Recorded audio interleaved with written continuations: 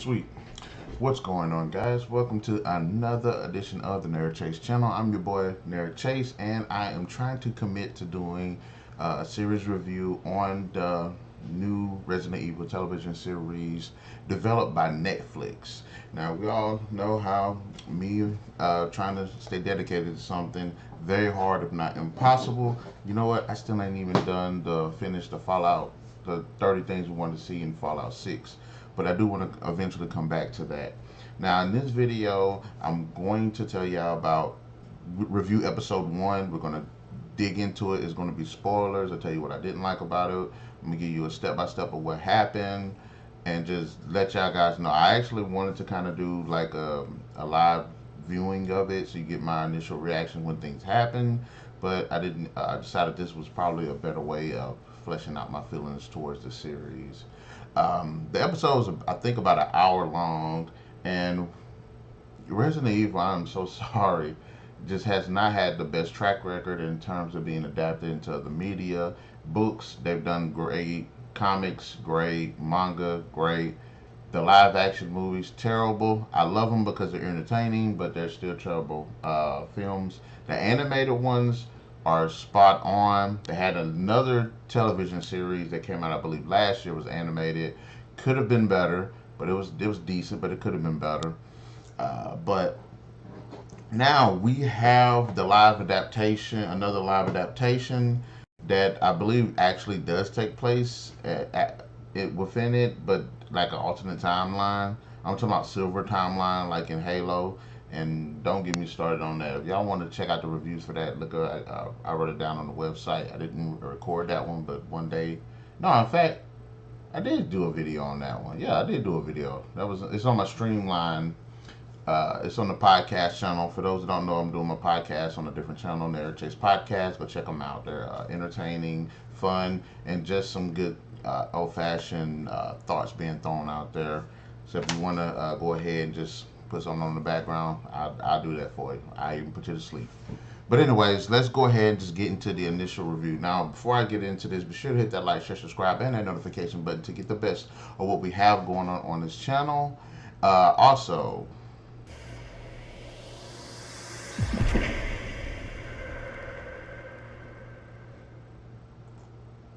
it always feels good to press that button and get that going. But let me go ahead and just say Resident Evil is one of my all-time favorite video game franchises, horror franchises, just all around media franchise. I've read the books, I've read the comics, the manga, played the games, watched the movies, watched the last television series, and I'm on this television series. And I believe that it has a lot of room to grow and to continue to develop.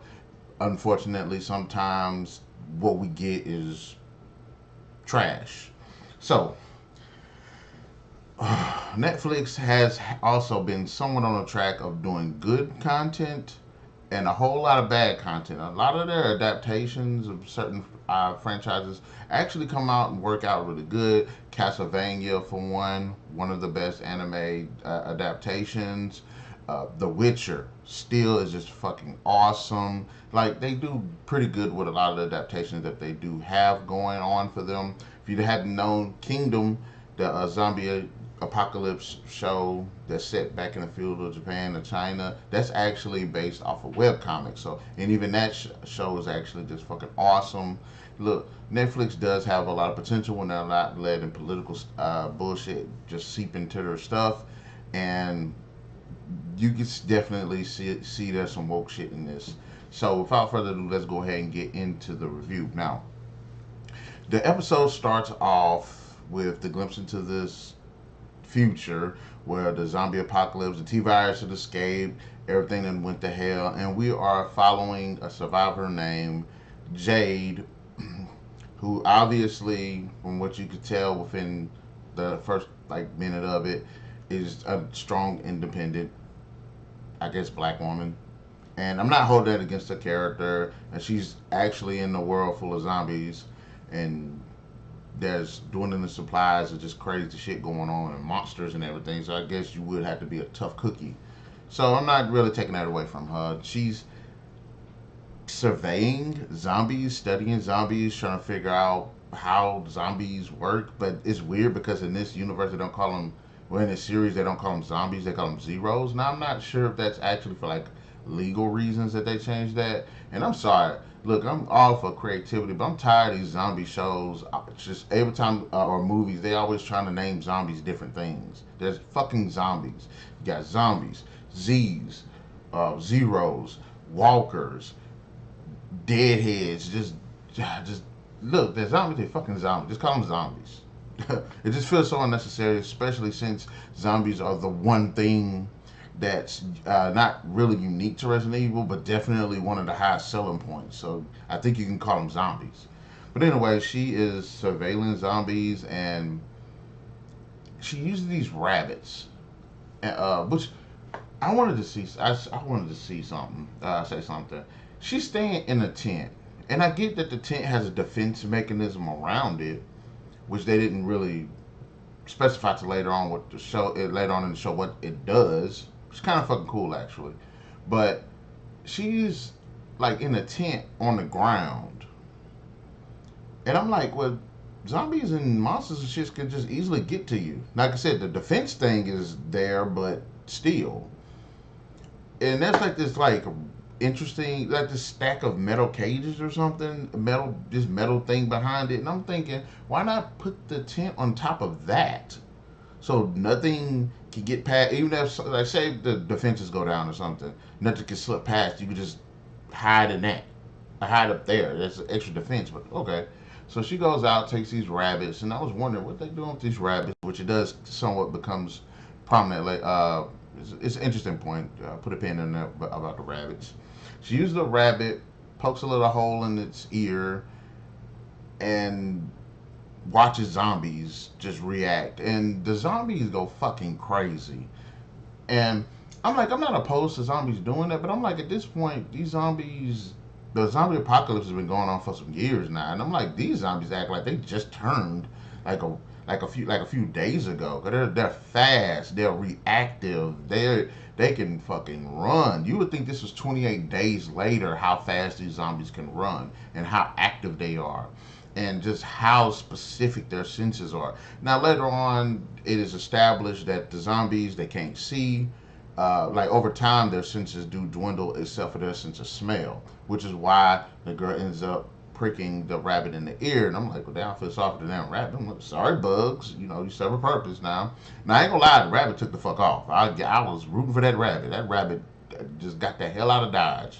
But the zombies, I'm thinking to myself, y'all are like fucked up and stuff. So why are y'all moving this fast? Y'all look, yeah, it's obvious from the makeup, which some look cool, some look like they could be done a bit better. But for the most part, the makeup and the prosthetics and stuff look decent. And I'm like, why are they moving so fast to be to be these types of zombies? Now, what is stated in the show is they're not dead.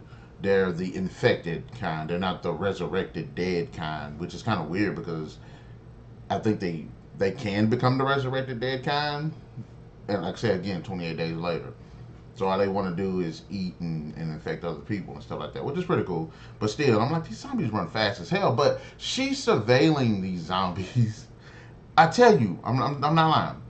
Literally like 10 feet away in in an opening. And I'm like, if these are zombies and you know they can react, because I understand she's studying them, she's used to studying them and stuff. So there's a level of comfort if you know how something's going to react. But at the same time, I'm like, you're literally like 10, 15 feet away from them on the ground. And it's a bunch of them. It ain't like one or two. It's like fucking 30 of them. Maybe more than that. And they're all trying to get this rabbit. And for some reason, they're not studying her. I mean, I guess because they can't see her. And she ain't really made no noise. So I'd give it to her on that. But I'm like, even still, you would think she'd be in like an elevated position or something. Or behind something defensive. Or at least if she's going to be by a damn doorway, let it be a door that can close or something. But that's not the case. She's like literally just standing in this opening. And it looks like a bus that's missing a door or something. I don't know. Just something. I'm like, why in the fuck is she just right there? So what happens, of course, she raises her arm up, cuts her arm, little prick, You thought, from the way it looked, I thought she cut deeper than that, but she didn't. Just a little prick, but it was enough for the zombies to sit there and smell the blood. So of course they charge at her, and I'm like, damn, these some fast ass zombies. How long were they infected? Were they just infected? They took the fuck off. I have no idea how in the hell. Like, this is one of the times, like, you need to let me know. Is the longer they're zombies, do the slower they move? Or they move slower the longer they're zombies, or do they, if they feed, do they get sustenance or something like that? Like, y'all gotta let me know what kind of zombies these are, because I'm used to, okay, usually if you're getting infected and stuff, you're fast at first, and then as time goes, you start slowing down because of what it does, what the virus itself does to the body, as well as not having the proper nutrients, and your body's degrading and everything based on if you're wounded or something like that. But they just take the hell off. The one zombie that they kept showing actually tackles her down, and I did notice this. That one zombie jumped on her and everything, and by this time she's made it to a trap. She just hadn't had a chance to spring it because she turned it off when she left. And I'm like, there's still like 30 zombies around her, but it's only the one attacking her. And I'm like, why aren't they all just jumping on her? Because I'm like, when they were trying to get the rabbit, they was all dog piling and everything. And even when they were chasing her, they were like dog pile. But then when the one catcher is like, the rest of them are just chilling around. You guys see it in the camera, they're literally like just chilling around and everything. So I thought that was really weird. Oh, there was an interesting scene, and I like cameras. I like how seeing camera angles and stuff like that. There's one unique scene, not really unique, but this is unique to me, where she's like listening to the ground. I think she's on the bridge. She has her ear to the ground, and it doesn't look like that at first because it kind of caught me off guard. I was like, she got her ear to a wall, but the camera was, of course, she had her ear to the ground, and then as she got up, the camera gets her with it. Like, I like camera stuff like that. I thought that was pretty cool. I just wanted to talk about it. I did not want to forget that. But again, she has been in this area surveying these zombies for 6 months. She's got a family at home, a husband and a daughter, and we're made to feel some type of connection with the character. Honestly, I really don't. I think she's I think she could be an interesting character, and throughout the rest of the episode, you're hoping that she has interesting qualities, she's had interesting characteristics, interesting traits, hobbies, and stuff like that. That she doesn't. But going back to what I was talking about, the zombie attacks her. She manages to kick the zombie off, activates the trap, and the trap are these like maybe 8 or 9 poles with lights on top of them, and they're like defensive or whatever. And if something gets past it, these blow torches blow out of all of them, forming this ring of fire, and it's pretty intense. So all the zombies that happen to be right there get burned the fuck up, and then it releases this red mist. And I'm not sure if the red mist is just to put out the fire after the fact so it doesn't spread, or I don't know. But it's kind of cool. I'll give them that. That seems actually pretty cool seeing that go down. But then something else happens. Episode 1, she ends up in good old Resident Evil fashion. A monster just shows up out the fucking nowhere. This giant caterpillar just comes out the damn ground and attacks her. And it's kind of cool, but it's kind of fucking dumb because she's been sitting there. I'm not sure if she's been in that exact spot camping out, but she's been there for 6 months apparently, studying these zombies, trying to figure out how they work and everything. And this whole time, this caterpillar's been there, and she's never disturbed it. She's never got the inkling that it was even there. And if she did find out that the thing was there, why would she even stay there? That didn't really seem like a. Now the CGI could have been a little bit better, but it still was actually, the caterpillar thing looks actually pretty cool. I'll give them that. It looks pretty fucking awesome, and it would look like something I would expect from Resident Evil. But now, what I didn't say that this story takes place in 2 time periods.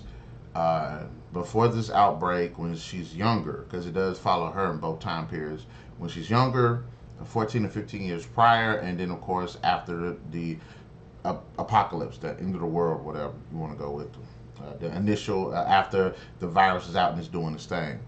But so it zips back into the past just as the caterpillar thing just pops the fuck up. For some reason, I put centipede. It's actually a caterpillar. And we follow these two girls. One of them is Jade, but she's younger, and her sister Billy, and her father Albert Wesker, played by, I can't remember this fool's name, but I'm gonna look it up as I speak. Um, they're moving to New Raccoon City. Yeah, you know, New Raccoon City. Uh, Another adaptation of Raccoon City. Why can't Umbrella just be in the city, not called Raccoon City? Why does it have to be a New Raccoon City? I would think Raccoon City at this point might have a negative connotation. I probably wouldn't say Raccoon City anymore, but okay, fine. That's what they're going to go with. We'll just go with that. And they're pretty generic. Wesker is just, you know, he's a high person up in Umbrella Corporation. Yay, but he definitely is miscast. Definitely isn't written to be Wesker. What is this guy's name? Lance Reddick. Now, I like Lance Reddick. I think he's a good actor. Fucking atrocious when it came to being cast for this role. This ain't nothing but brownie points for the woke mob. There's no reason for this guy to have been Wesker. He could have just been a new original character. And just, you know, I'm just not even gonna get into that. Again, so Reddick is a good actor. I can't wait to do a damn casting choice or character rank for this character. But anyways, did not like that he's cast, but hey, we gotta go with what we got. So he doesn't feel like Wesker in the slightest. He does not. But he's there with these two kids, two teenagers. Jade, who's younger now, is just a complete fucking asshole. Really don't like her character. She's just disrespectful, so unlikable, just a complete asshole. Don't really, now the first like 5 minutes of being around this character, I wish either a zombie just chewed her damn head off or somebody would have just mistaken her for a zombie and pow her. Did not like her character. I don't really like Billy either, because Billy's just a generic sister that just is meek and, you know, doesn't want to get into trouble, doesn't really have a personality. And there is a story behind it. There's, you know, she hurt somebody in the previous time, and for some reason, everybody in the fucking school called her a psycho for that. And I'm like, so of all these people that get into fights in schools and stuff, she happened to be the one singled out to be a psycho after that person did something to her. Okay, that makes complete sense. So Billy and Jay, just two generic characters. Albert Wesker, completely miscast and forgettable, but okay, fine. They go to the New Raccoon City. Of course, there's a trope of these two teenagers are, you know, disgruntled because they had to move, and I hate that trope. I'm like, okay, I get that you have friends and stuff, but it wasn't like they talked about they had friends and stuff, which is why they didn't want to go. Really, you don't know much about their lives before the move anyway, so why should I care? But it's just like a trope to me. So Jade, you know, they in the house, Jade's just being so disrespectful. Jade and Billy go outside, have a conversation. Jade sees some dudes that you see there, which it looks like a really super high tech suburbia. It's very bland with the colors. It's like white and light tan, like light tan and light blues, or if it's like it's like dull blues, but it mixes with the lights. It's very, and anyway, when you see people wearing their clothes and stuff, it's like white and light tan. It's very clean looking, very sanitized, very clean looking. And that's something I can say, like, okay, Resident Evil, Umbrella Corporation, I can see like the visual aspect of it, because, you know, that's how Umbrella is. It's very clean and stuff like that. So you even see that in the movies when they're in those facilities. It's very white and stuff like that. So that actually was actually pretty cool. The house looked pretty cool too. Seemed very high tech. very rich people. Um, I don't know if that's a real word or anything, but anyways, so Jay goes, Jay Billy had this conversation again. I really don't too much care about the character. I like Billy a little bit more, but then as the episode going, I started liking her less and less because she was that just so pathetic. I want to say so. One's overly aggressive, one overly pathetic. No, and there's literally no likable qualities between the two. But anyway, so Jay goes talk to these boys, and then this scene I'm still not understanding. Before it goes back into the future, Billy ends up finding a caterpillar, and she's looking at it, and then of course it goes back to the fight with the giant mutant caterpillar in the future, and I'm like, well, obviously that can't be the same fucking caterpillar because when they moved to New Raccoon City was established to be in South Africa, which they got brought up to.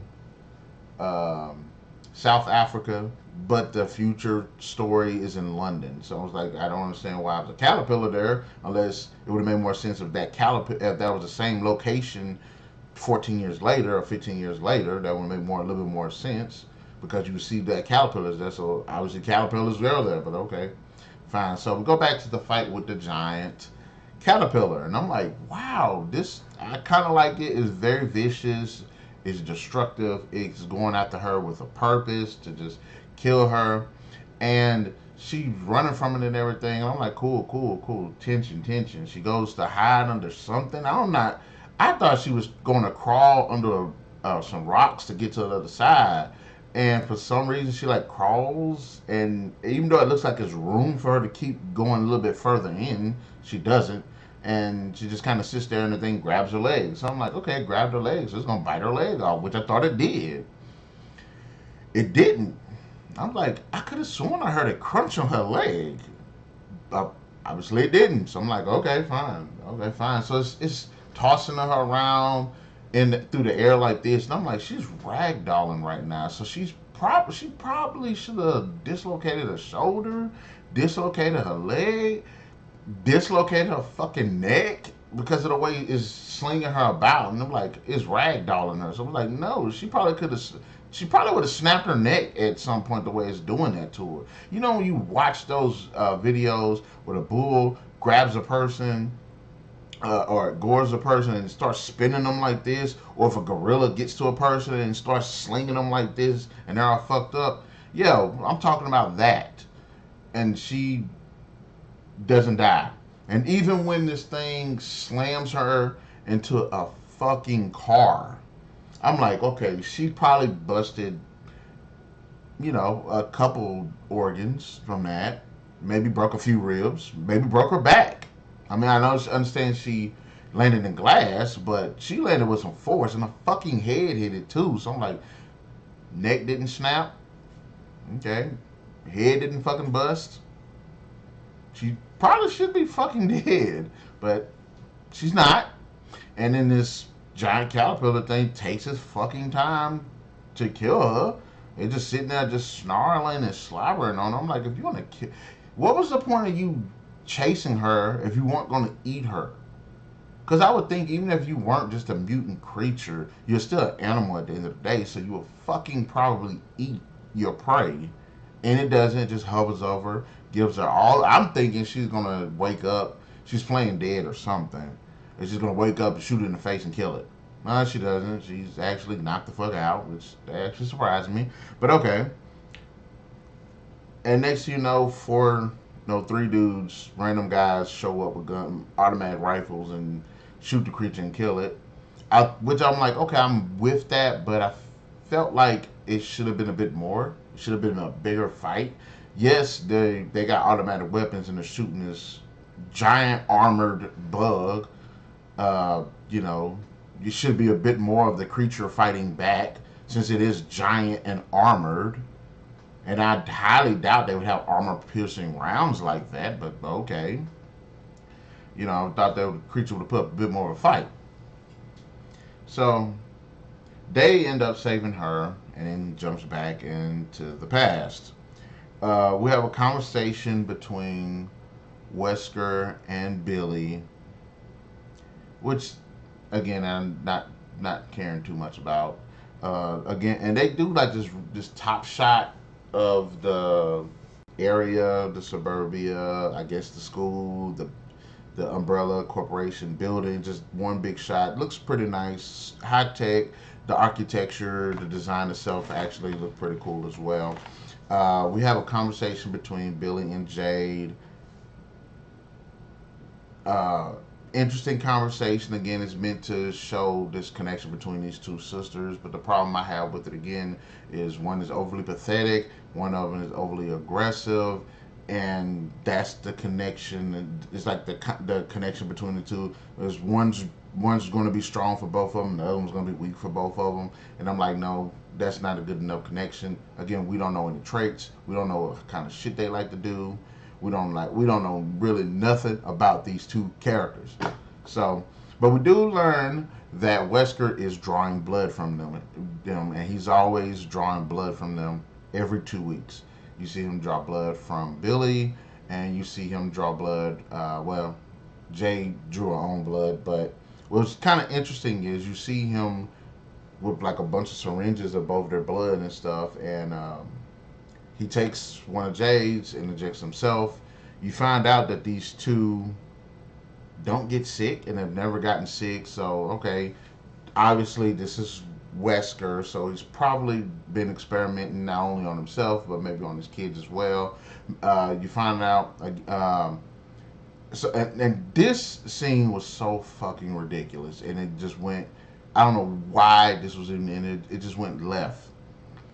You have a scene where they go to school, which was probably the next day after they get there, and they're talking. And again, it goes back to the colors, the school, the people in the uniforms and stuff, whites, tans, mellow blues, like really, really light mellow blues. If there's this really dark hues, but not that dark, not dark like black dark, but kind of like a faded dark blues. It's like interesting colors like that. It's very clean looking, um, but and neutral looking somewhat. It's very interesting how they got everything looking.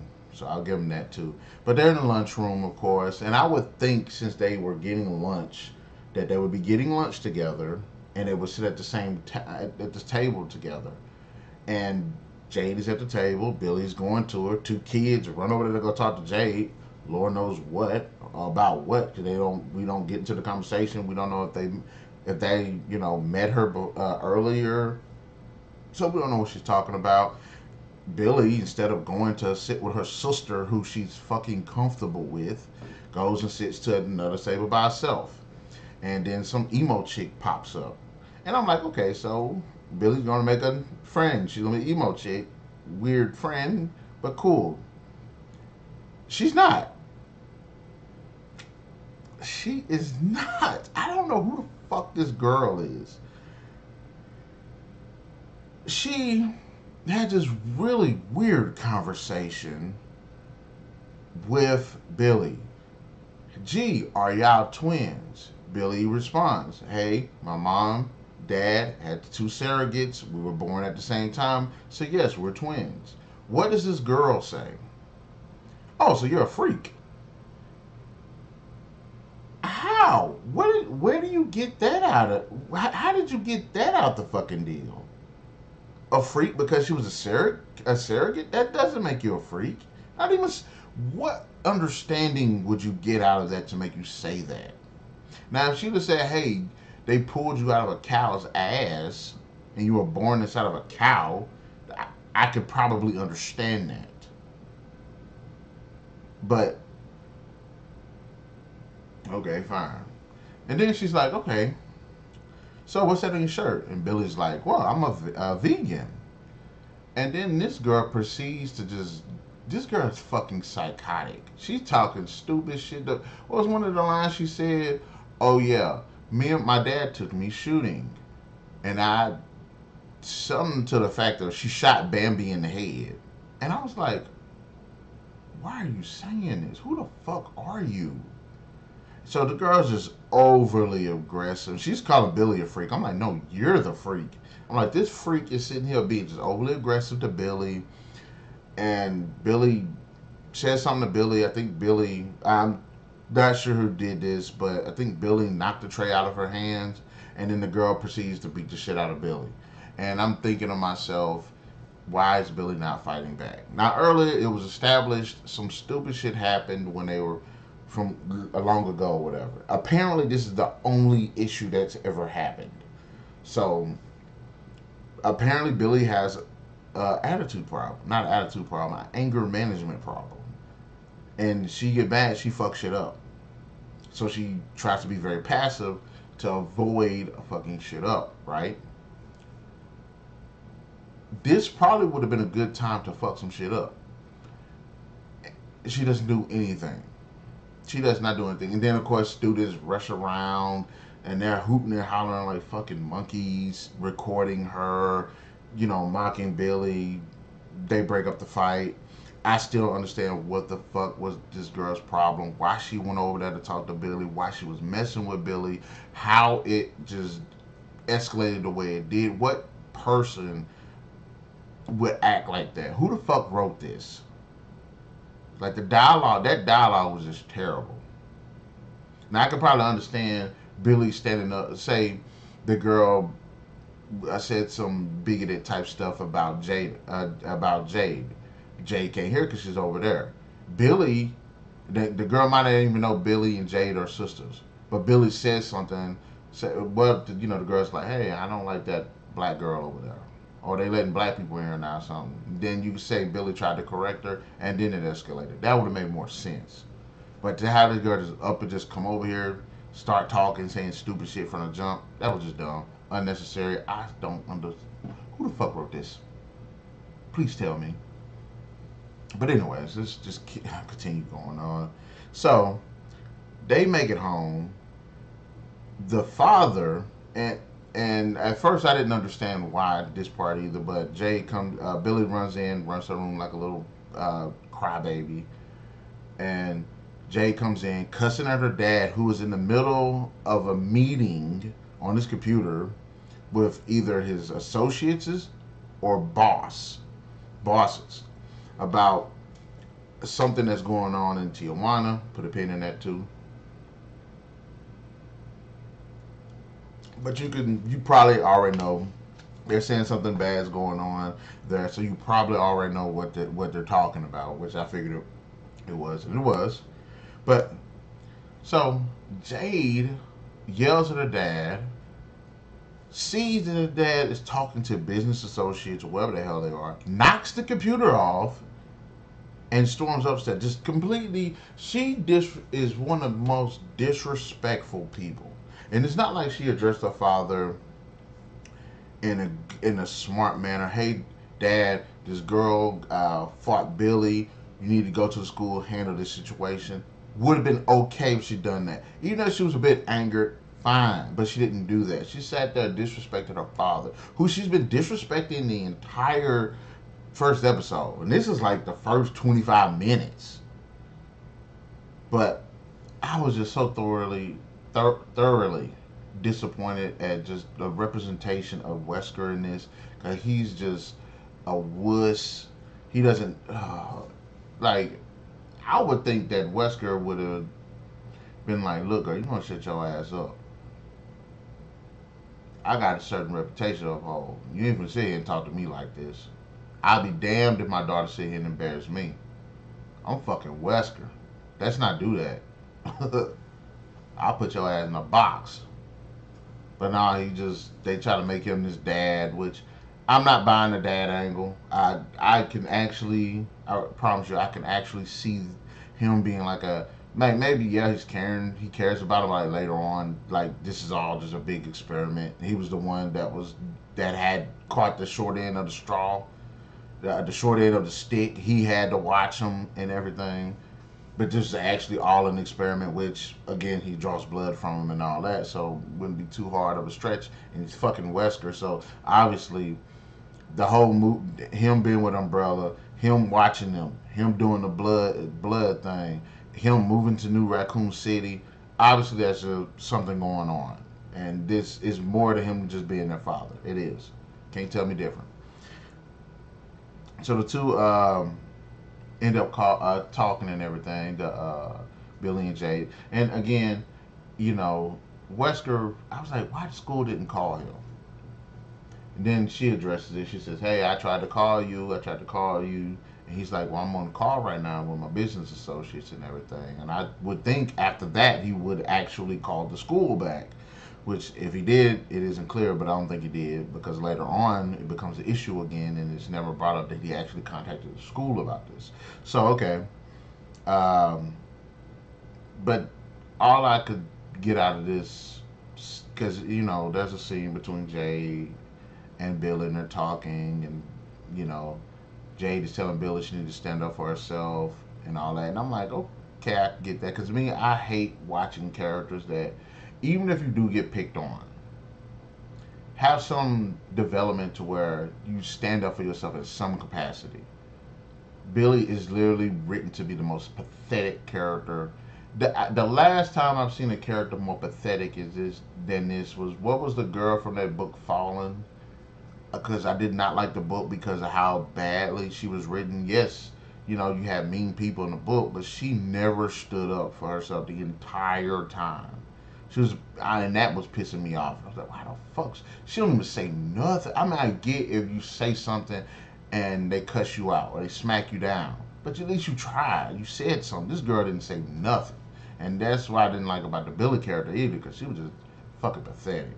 I was hoping she got. I was hoping that girl meet her later on and just beat the brakes off her again, because it just fucking sucks. But anyway, we skip back into the future. Now, in the future, Jade wakes up. She's at this outpost now with these survivors, and they scavenge for rich folks or wealthy folks, which is actually nice. I was thinking to myself, how every one of these zombie scenarios is a zombie apocalypse, everybody just reduced to the Stone Age. I'm like, no, there would be some places that would still have power. There would be some places that would still possibly have internet. There would still be a lot of places that would actually still have civilized, you know, societies and order and everything. Watch every single one of these.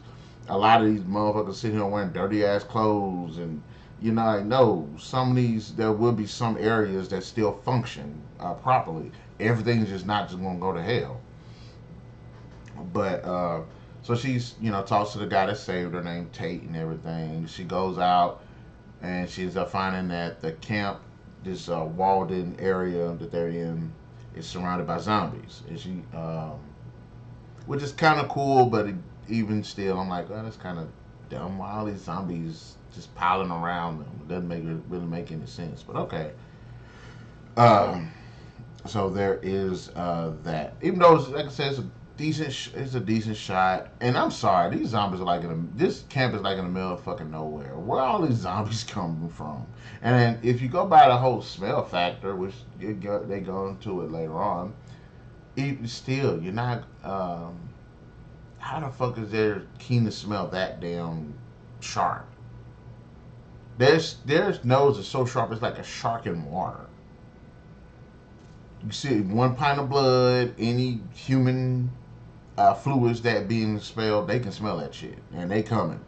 I don't understand why again, but okay, fine. So we go back into the past. That was pretty fast.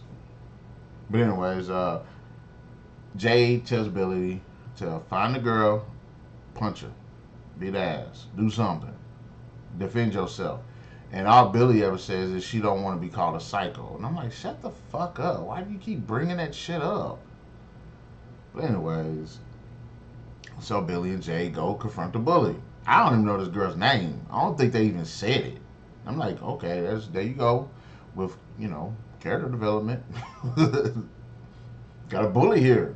Very significant in the first episode. We wouldn't know her name. Maybe they said it. I just didn't pay attention. I don't remember it. But anyways, so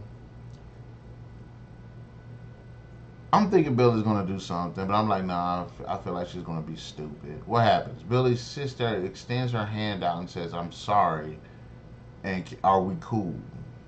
I'm like, so this girl did all this disrespectful shit to you, spoke to you stupid, And then y'all got in a fight because she was being an asshole to you, and you're going to apologize, which Jade actually said not to do, and I actually agreed with her. Billy, you fucking idiot. Not the actress, the character. And I'm going as far as say the writers too, because the writer that wrote this was a fucking idiot.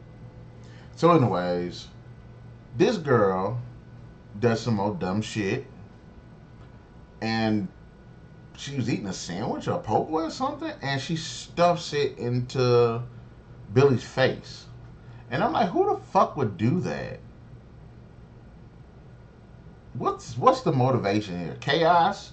I don't see you doing that to nobody else. Why this girl? And everybody there look like punks. So why are you picking on this girl? You don't even know who this girl is. But she deserves it. So I'm still trying to figure out why this girl ain't been expelled. Because we didn't see no repercussions for any of this. Like, I would have liked to seen, after the fight, the principal pull them both into the room and have some discussion about what happened. But knowing Billy, so far from the 15 minutes we've actually gotten with a character, 15 to 20 minutes we've gotten to a character, she probably would just take all the blame and blamed herself, even though all of this fucking physical evidence that they have that says contrary to her. I mean, actually, this is a high-tech school. I'm quite sure they got cameras there that could have shown that this girl was just being stupid when all of this went left. But okay. So she gets food in the face. Then go to a scene where you show Wesker. This dude's telling Wesker, hey, look what we got going on in Tijuana. And of course, it's basically a Resident Evil in its full glory. You don't really see shit. All it is, it looks like a scientist with a camera phone running, and this dumbass, and it's showing that shit's happening, but it's not significant shit. Like, you see people running, you see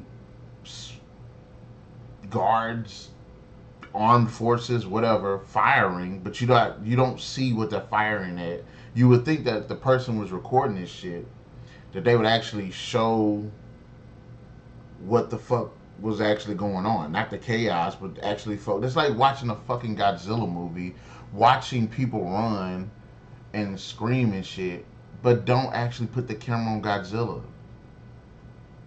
So, okay. Fucking dumb. Ooh, Paola Nunez. Oh, the girl from Bad Boys 3. Yeah, baby. But anyways, that was freaking stupid. Yeah, it's a zombie attack. Because even the dude says shit that alludes to it. Hey, why isn't he dead? Which, I'm not sure if I'm getting this mixed up, because they showed this clip twice. One Wesker seen it and somebody else watches it later on. So maybe I saw like the small clip of it and then the longer clip later on. I'm getting it mixed up. All you know is there's a zombie attack. They don't show no fucking zombies. But okay, fine. So, they said something, and I'm thinking this is canon. Because if this is New Raccoon City, then this would take place after Resident Evil 1, 2, and 3 at least, right? And if this is the whole new timeline and everything with this New Raccoon City, then okay, fine. This is canon, or as much canon as, you know, the Halo is, the Halo Silver timeline is to the main canon, or the sequel trilogy of Star Wars to the main series, which I did like the sequel trilogy. I have my reasons. I'd be happy to do a video on that, type it up on the website or something. But getting back to this, look, I still don't understand if this is canon or not, but okay, fine. Because they keep saying that this has happened before. And then they say, hey, you know, this happened in Tijuana like before. So you would think, okay, Raccoon City, zombie outbreak, well, T-virus outbreak, but the majority of the people turn into zombies. So, okay, fine. So, the next scene, this crazy girl, this freak, goes to the bathroom. Then they have this person with a raccoon mascot head, which I saw in the scene where they're in the lunchroom. You see another person with the mascot head. Glad they highlighted that. Nice foreshadowing. So she goes to the bathroom, and then the person with a raccoon mask fucks her up. Goes in the bathroom, kicks the door, stall door in, fucks her up. Then, the principal comes and gets Billy. What kind of investigation was that? Because they didn't show the aftermath of what happened. They didn't show people being questioned or anything. I mean, if this, again, it goes back to, if this girl's an asshole to Billy, has she been an asshole to other people? Is she a troublemaker? Like, you got to give us some kind of context clues about this character. Fuck character development. Any exposition to let us know what's up with this fucking girl. Should I care about her? Should I not care about her? I mean, obviously through her actions, I don't care about her. Now, and to some extent, I do like. I'm like, yeah, because Billy sucks, and I'm like, she get what she get, but at the same time, it's still not like a character. But anyways, so Billy gets called to the office. This dad is with that girl. That the freak's dad is sitting here threatening Billy. I'm like, so y'all don't have any cameras? Y'all didn't do no actual investigating? You didn't research to see what happened? You didn't see where Billy was when the fucking attack happened? You didn't ask any questions? You just immediately went to this girl. And then not only did you go to this girl, you brought this girl into the principal's office without her father, in the presence of another adult who was threatening her. That makes complete sense. We didn't get nobody being questioned or nothing. And the thing about it is, like, I still don't understand why the fuck this happened. The principal tells Billy to go in her locker. She goes in the locker, and the mascot head is in there. Now, my thing is, why in the fuck was the mascot head in there? Now, the thing is, they try to make it seem like Billy did it because they said she got anger issues. Which I thought it was at first, but I was like, no, that's too fucking simple and it's too stupid. But if she did do it, why in the hell she put the mascot mask back in her fucking locker? That does not make any sense. Why would you put the evidence? If I'm gonna shoot somebody, I'd be damned if I put the gun in my fucking dresser drawer, or if I put it in my glove compartment, or I'm gonna put it somewhere where somebody say, "Hey, look, open that up." You know what I'm saying? It's gonna be there. That doesn't make any sense. So the fact that the mask was even put there doesn't make any sense. Just another reason to sit there and just put Billy in these awkward situations. And I'm like, if the principal brought Billy in along with the freak, along with her dad, because of the two incidences, that would make more sense. But to say, okay, she went on the fucking offensive and she left her mask in there, and her leaving the mask is what specifically led them to go into the office. You don't need the mask because it doesn't make sense to have it in the damn locker. Anybody with common sense would have threw it away or got rid of it, something, or put it fucking back. Well, they got it. In fact, she didn't even ask. Okay, these mascot masks, they obviously got to have a certain amount of a certain number of them. So, couldn't they actually? The principal actually went and say, "Okay, who have y'all seen anybody get this mask? Did somebody check this mask out?" Okay, fine. No, so we didn't do nothing. No investigative research whatsoever. So. She's in the office, the dad's going off and everything. Wesker shows up, and this is probably, which this is what I wanted to say. Another thing about that scene. The dad is going off about his daughter being attacked and everything. But I'm like, there's evidence twice that your daughter either attacked Billy or was overly aggressive to Billy. Twice. You got a bunch of witnesses to vouch for it. You gotta have some kind of security system that's recording this shit. So why is the dad overly aggressive? I mean, I get that his daughter got attacked, so I can understand that part. But to say that to just him to just completely overlook the buildup of everything doesn't make any freaking sense. But okay, fine. So Wesker shows up, and this is the one of the few moments I liked about this scene, about this episode. Wesker gives him that speech. He's like, "You work for Umbrella, I work for Umbrella. You do this, anybody can do that. I do this, I'm the only one that can do this. Now I got enough pull. I can make sure you lose your job. And not only to lose your job, no, I'm not gonna do that to you. I'm gonna blacklist your ass, so you'll never work in the tech company ever again." And it was not like that. It was actually pretty cool.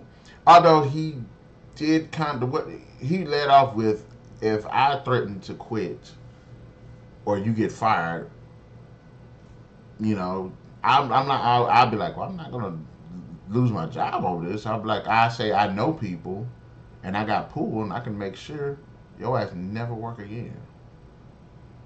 Outside of that little thing of him threatening, him saying he could possibly threaten to quit or otherwise they fire him. Outside of that little bit, again, I wish you would have said, you know, I got pool. I know people. I know the people that don't run this shit. If I want your ass gone, you gone. But that scene, I liked it. That felt like Wesker. That he was serious. He sold me that scene. I love that scene. Now I'm not gonna lie. He sold me. That's a Wesker scene right there. That's the best scene in this episode. He felt like Wesker to me. Not only that, he made the freak apologize to his daughter twice. So I like that because you can see Billy have a certain appreciation for her dad's, you know, working all the time. Like that scene trying to show like, yeah, you know, he might not work and everything. He works all the time and everything, but that man, he pulling. So I actually did like that scene. I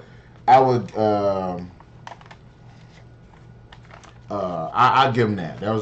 That probably was the best scene of the episode.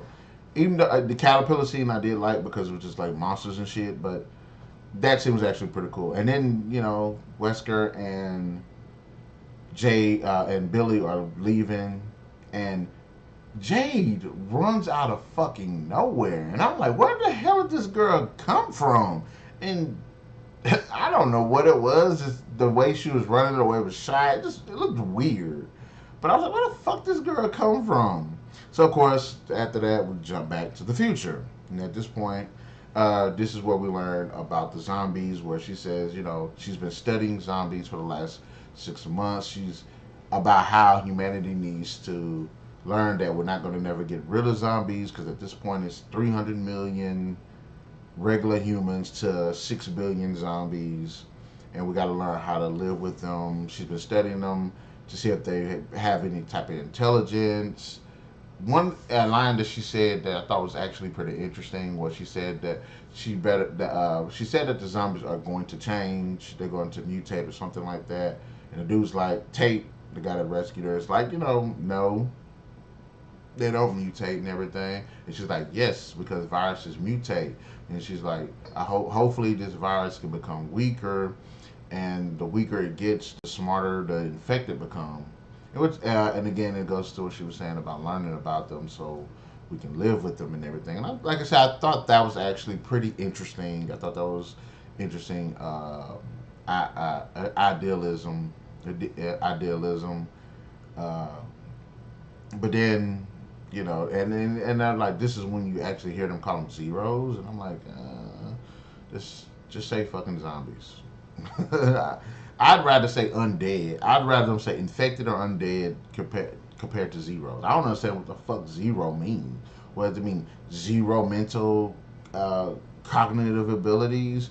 But I don't know. Zero personality? Like, what the fuck does zero mean? Ground zero? Uh, patient zero? Because patient zero, I was under the impression it's supposed to be one, where everything started from. So you can't just call everything zeros. But okay, fine. But then Tate ends up giving Jade, older Jade, the bad news. And the woman that's playing Jade, I don't mind. Ella Balinska. I think she's doing a decent job with the character. The character is still somewhat shitty, not really an interesting character. Obviously, she has a moment, and especially later on, you'll see the too strong woman trouble going on with the character.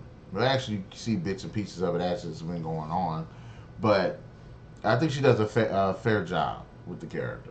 I don't understand how she has her hair the way she is. You've been sitting here for 6 months where you have time to be designing your hair like that, but fine, okay. But anyways, so he ends up telling her that Umbrella is on the way there because Umbrella is put a bounty on survivors from the initial breakout of New Raccoon City. Of course, the past is leading up to the outbreak, and the future is the result of it years later. So she found out now. Everybody pulling guns on her. Umbrella's coming to get her because she's numero uno on their list. She's not the zero, but she's numero uno. Ha! So we're going back to the past now, and Billy goes to Umbrella Corporation to go speak to her dad. It's kind of cool. They had a little voice recognition, the name recognition, the face recognition software that allowed it in. And I can understand how the company would utilize that as a security measure, but you still need boots on the ground just in case shit go left, especially with Umbrella. And given what happened with the Raccoon City incident, you will still need fucking boots on the ground. And what happens later on in the episode is definitely a reason why it makes sense to have boots on the fucking ground. But okay. So she goes talks to her dad. And while she's waiting, she sees these rabbits, and these are the same type of rabbits that you see Jade, the older Jade, use in the future to lure out the zombies. So while she's studying them and everything, and it's got this ominous music. And now they talk about Billy being a vegan, and you see little glimpses of how she doesn't like animals through dialogue and stuff. How she don't like how animals are treated, and that's why one of the things that triggered the fight was the girl talking about some shooting deers and shit. Because she's a fucking weirdo and a freak herself, but that was one of the things that contributed to it. So she likes animals and doesn't like and thinks animals being tested and stuff is animal cruelty. Conversation for a completely different time, different video, but there's that. So that's how it relates to the bunny, or helps relate to the bunnies in the beginning of the episode. Later on, which is stupid because she was supposed to meet her dad for lunch, but we don't even get a conversation between these two. So it just jumps to Billy being at home on her laptop or tablet or whatever she's on. Jade comes to talk to her. Jade admits that she's the one that attacked the freak. And I'm thinking to myself, but you set your sister up. Why would you put that fucking raccoon mask in the locker? If you could take the time out to put that shit in her locker, you could have took the same amount of time to hide it, put it up, or do something. You literally set your sister up. So to make it up to her sister, Billy has the brilliant fucking idea to pull a 28 Days Later, and that's to get a bunch of pictures and expose Umbrella exploiting animals and stuff like that, experimenting on animals, which she doesn't like. Dumbass fucking idea. And even Jade even asked the same question I said.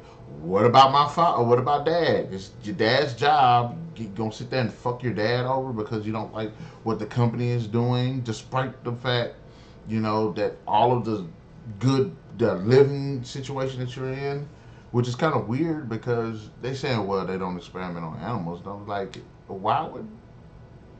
I'm like, that's kind of interesting. The train is coming. It's kind of an interesting thing because they say they don't experiment on animals, but I'm like, there's some level of experimentation on animals with a lot of stuff, and I would rather everybody get on board with that. Not saying they have to do the craziest shit to animals and stuff like that, but at the same time, Jesus. Let me go ahead and pause it right now because I do not want. Alright, we're back.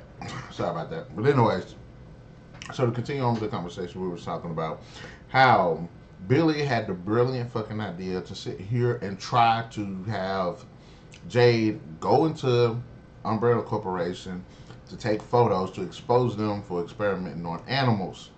You know, the place that your father works. So, a very powerful man. You've reaped the benefits of this. Okay, fine. And it's a bit of dialogue that was fucking dumb. And so Billy asked Jade how to get past the security cameras. And what does Jade say? No, but the internet does. So the internet can teach you how to break into a very important, highly secured a research and development facility. One of the most powerful corporations in the entire planet. Okay. Internet can teach you that. Okay. Fine. So they end up now earlier when she went to go see Billy went to go see her father at the place. She saw the camera. It said voice recognition, said her name, identified her visually before letting her in. So they decided to do the exact same thing. Except they put flashlights on their heads to blind the camera so because the camera can't see who it is, and then play a voice recording of the father with his voicemail, and it identifies voice. But I'm like thinking to myself, that seemed like a two-part confirmation system, both vocal and visual. Even if you did get the vocal down pat, the visual aspect wouldn't allow it because you can't see. But the door is open. Another reason they probably should have had some security personnel, boots on the ground. And how the fuck, I still don't get the train of thought behind the writing. Two girls use a cell phone to break into the most, what you would expect to be highly secure facility in that area.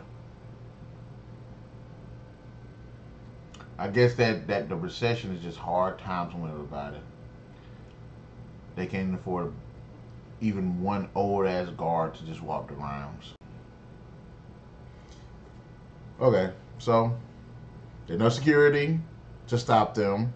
There's no night crew there. So they're literally in this big facility by themselves. And then the way they just maneuver and go about going everywhere in the facility makes no fucking sense. There's literally no security. Even if you're in like the place that I work at, it's a warehouse. We have security measures there. The only way you can get to certain areas is if you have a key card. In other areas, the only way you can get to those areas is if your key card has a certain level on it. And you see that throughout other businesses. You see that in banks, you see that in security firms, you see that in law firms, you see that in research and development centers, you see that in a lot of places. It's not a rare thing. So you can't tell me that these girls were able to just, and yes, they did end up getting a security card, which I believe it was their dad's, but if you have a two-step approach to getting into the place, I'm quite sure you would need more than just a swap of a card to get where you need to get to at certain places. And they're just going around, and the places they're going are very specific. They went to very specific. Now I get the girl was looking and she saw that the dude with the rabbits went to basement 4 and everything, which is what they did end up going to when they saw it to see the animals and stuff. But I'm like, what the fuck? So there's nobody here, and they just got free reign to go wherever. And there's literally no moment where this girl, they didn't know where they were going, which is weird in my opinion. I'm like, this is the first time y'all been here. I get that she went in there one time, but she knows where the fuck everything is. She knows specifically where she's going. Okay, so let's jump back to the future. Jade tries to warn Tate that Umbrella does not play fair.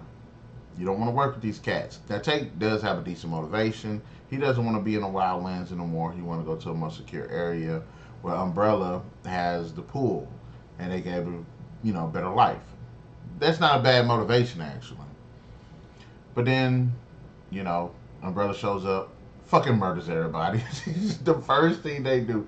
This guy gets out the plane. Some representative, not plane, gets out the helicopter. All these armored guards. They look like ODST. I thought that's who the fuck they. I'm like, did we just switch to Halo? But they got that type of armor that when you watch a zombie apocalypse go down, like that's the type of armor you want because the zombies can't bite through that shit. Somehow they do. Remember the SWAT guy from The Walking Dead? How the fuck did the zombies get through all that armor and padding? What do he do this? And shit, if a zombie trying to bite me and I got that armor, I'm doing this. But anyways, so this is one of the, I don't know what kind of guy this is. I laughed when I watched. I was like, who the fuck is this guy? He's a representative. He's like one of those representatives that's like a kiss ass. He's not, nobody takes his ass serious. He's like the retarded kid in class. Nobody care about this dude. Nobody worried about this dude in the slightest. He's the least threatening character in this entire show. Even Billy, I found more intimidating than this fool. So, and they even try to have a bit of humor. They try to make him seem like he's a threat, and then what happens? He kind of stumbles down the stairs, which I thought was kind of funny a little bit. Not a big chuckle, but a little chuckle out of me. So, Tate says what he says. As you know, dude pulls out a gun, blows Tate's head, shoots Tate in the head. The rest of the guys get to mowing everybody else down. So, Jade is trying to run for her life. Even though they came there specifically to, get her, they just shooting wilding out and everything. And obviously, they don't give a fuck about who they shooting. And they're not really too careful about who they're shooting because you see her dodging bullets and shit. But, okay, let's go back to the past now.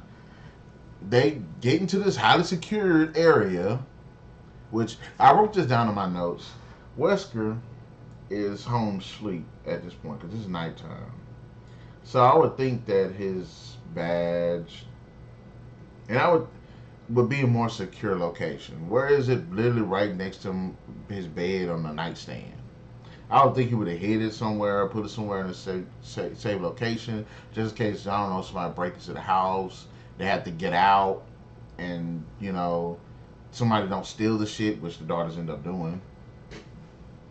But, okay, so they get down there, they're taking photos, Billy's taking photos.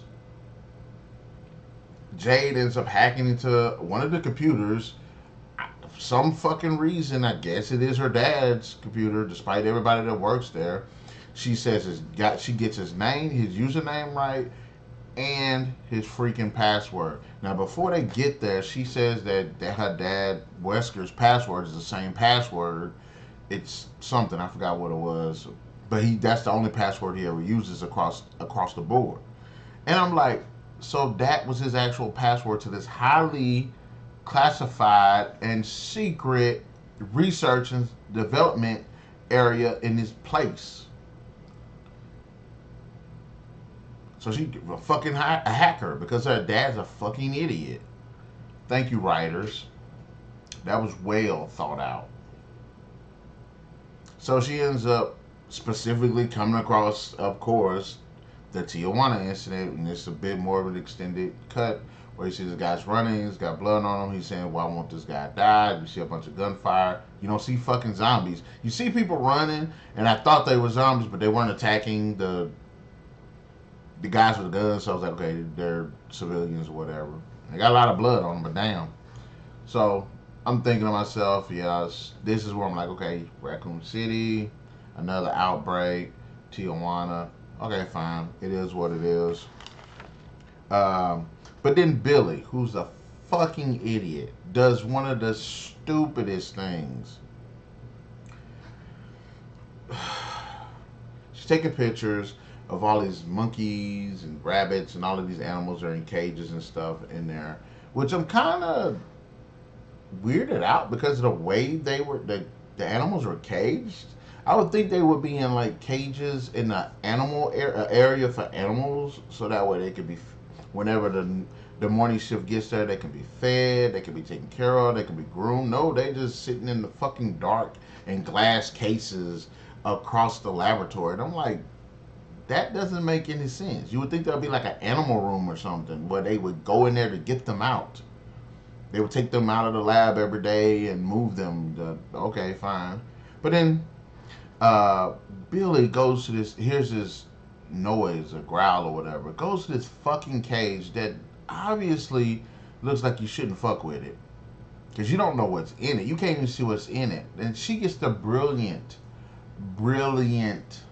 I'm going to say it one more time. Brilliant idea to open this cage that has no, outside of a couple of holes, breathing holes and everything, you can't see into it. This bitch, and that's the character, not the actress, the character. The actress is doing the job. Another damn train, gosh. But anyways, she opens this cage and takes a picture. And guess what comes out? I thought it was a zombie. No, it was a fucking zombie dog. Or an infected dog or whatever. So, let me, I go that train. Let me go ahead and, so yeah, there's a zombie dog that comes out, or infected dog, whatever you want to call it. It looks decent. It looks decent. Actually, to me, it actually looked better than the zombie dogs in the first Resident Evil movie. Because this dog actually looks infected, whereas those dogs look like they were half dead. So like zombie dog. This one like is infected. It's like it's on the road to being fucked up. So this is kind of another scene that I thought was actually decent. It was it goes back to more of the horror element. The girls are running. They're running throughout this facility. It looks like the alarms are going off and everything. No security. And it's crazy. It's a good scene. There's a lot of tension. This zombie dog is just doing this thing, and I swear, they went down to basement 4, which is where they released this thing. So I'm thinking, okay, they run out and they lock the door behind them. I could have sworn that they got into the elevator and it went back up to the ground level. How did the dog get up there? Because they get to the ground level and then there's a door, and I'm like, okay, is this door? And something's banging against this door. And I'm like, so is that the stairwell? And if that was a stairwell, how did that dog know to go there? That they were to go to the ground floor, and how did the damn dog get to the stairwell? Or like, I'm still trying to figure out where that door led to.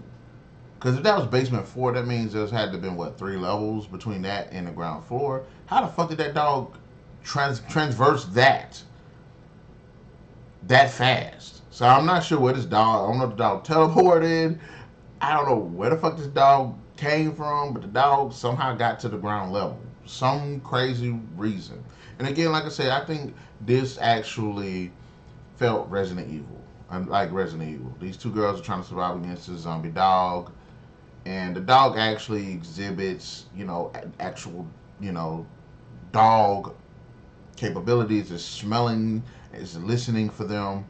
I thought that was actually done pretty well. Yes, this build up was fucking stupid. The fact that there's nobody there is fucking stupid. But it was actually decent. And decent. It's probably number 3 on the list of things that was actually decent about the episode. But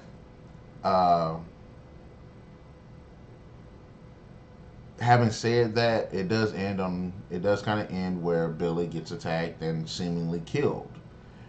And Jade ends up killing the dog in the process. Did I feel sorry for Billy? No. Do I think she's dead? Not for long. But it was interesting. That was a decent scene. I will give them that. But then we end up flashing back to the future.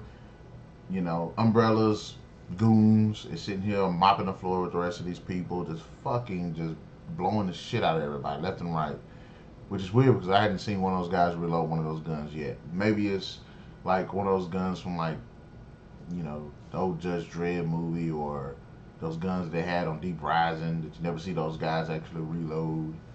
But They had that infinite ammo on. It was going they were hammering it away too.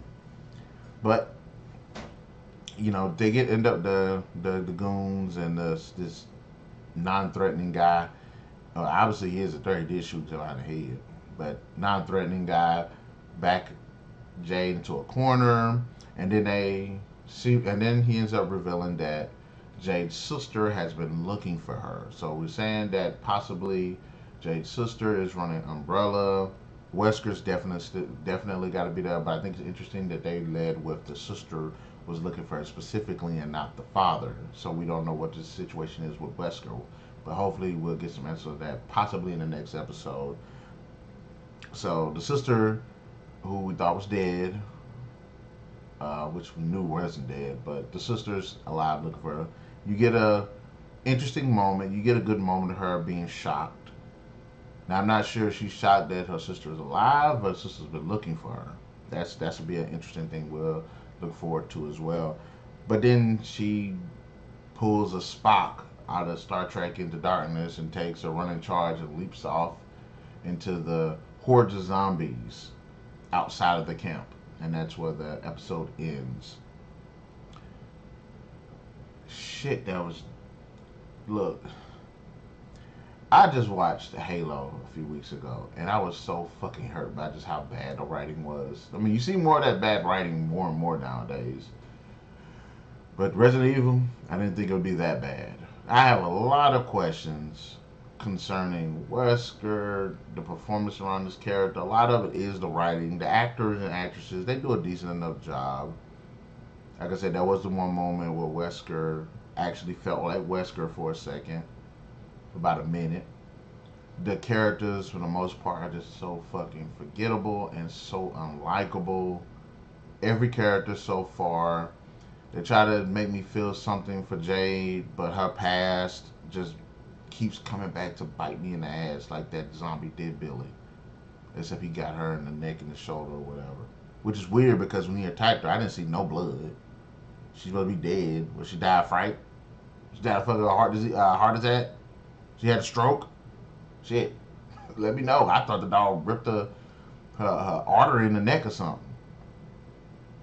But I was disappointed in a lot of the build-up that I saw. I disappointed in a lot of the characters, disappointed in a lot of the dialogue, disappointed in a lot of the decisions, disappointed in the direction.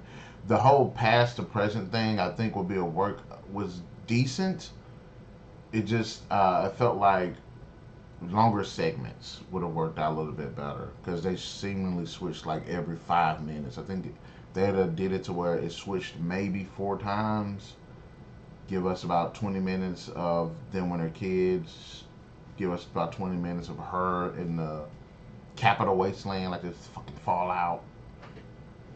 I think that'll work out better towards the narration, make it less jumpy to where it is. But I followed it easily enough, so I can't really complain about that too much. Just seeing the build up to what's going to happen, what's going to be the apocalypse, is what's going to keep me entertained. Hopefully the second episode be a little bit better with the narration, give us more than just random shit that's just going on, because it's all I see is fucking random shit going on. This girl sitting here attacking Billy for no fucking reason. Billy wanting to break into Umbrella Corporation, no fucking reason to do that. Jade being a complete asshole to everyone since she moved there. No reason for that. So, like I said, I personally would give this episode a 2 out of 5. I did like the giant caterpillar. Would have wished it would have went a different way. I did like the scene at the principal's office and the dog scene. I thought was decent. So, just Resident Evil episode 1 definitely would get a 2 out of 5 from me. Hopefully I can bump it up to a 3 next episode, but from all the hate that I've been seeing over the internet, probably not. But anyways, guys, in the comment section below, let me know what your thoughts on episode 1 of Resident Evil, the Netflix series. Did you like it? Did you not like it? And just give me at least one moment you thought that was awesome, or at least decent, and one moment that you thought that was just pure dog shit. And I'm talking about infected zombie dog shit as well. But having said that, And be sure to hit that like, share, subscribe, and that notification button to get the best what we got going on. We'll definitely catch you guys later. Till next episode. Peace out.